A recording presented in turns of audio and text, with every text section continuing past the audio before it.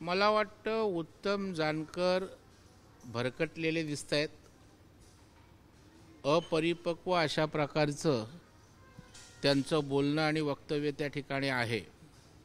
लोकशाहीमध्ये EVMच्या माध्यमातून अनेक निवडणुकी झाल्या ज्याच्यामध्ये काँग्रेस जिंकलं. मागच्या वेळेला तर मविया जिंकलं होतं.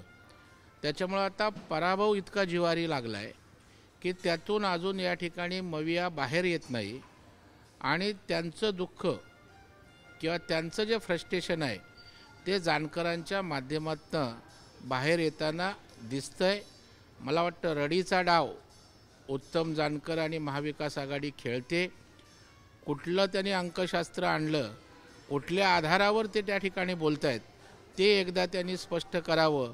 अशी कुठली मशनरी आहे की ज्या EVMमध्ये ते घुसलेत आणि इकडची मतं तिकडे गेली, तिकडची एवढी तिकडे गेली. म्हणजे अशा प्रकारचा अभ्यासू जर नेता किंवा व्यक्ती असेल तर मला वाटतं त्याला एक शास्त्रज्ञ म्हणून त्यांनी देशाने त्याचा उपयोग करून घ्यायला हवा. भाऊ असं देखील म्हणतात की EVM कंट्रोल बॉक्समध्ये गडबड पण तांत्रिकदृष्ट्या लक्षात येत नाही. मला वाटतं एकाच वेळेला दोन भूमिका ते त्या ठिकाणी सांगतायत. प्रश्नही त्यांचा, उत्तरही त्यांचंच.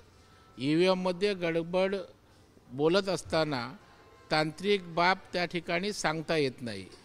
आणि मग जर एखादी गोष्ट सांगता येत नाही, तुम्हाला पुरावा देता येत नाही, तर निराधारने बिनबुडाचं कशासाठी बोलताय?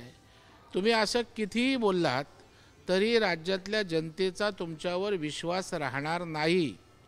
आणि आता विधानसभेला जे यश भारतीय जनता पार्टी किंवा आमच्या महायुतीला मिळालं आहे तेच स्थानिक स्वराज्य संस्थांमध्ये मिळेल यांनी ते त्या ठिकाणी भयभीत झालेत. आणि त्यातनं एक नॅरेटिव्ह सेट करण्याचा केविलवाना प्रयत्न आहे. परंतु या ठिकाणी राज्यातल्या जनतेला सर्व काही नीट माहीत आहे. अशा प्रकारच्या त्यांच्या गणितांना जनता भीक घालणार नाही, भुलणार नाही.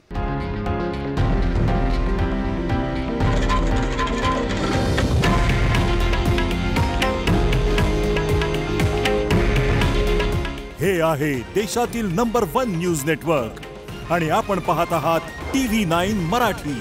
काळजी तुमची, हित महाराष्ट्राचं.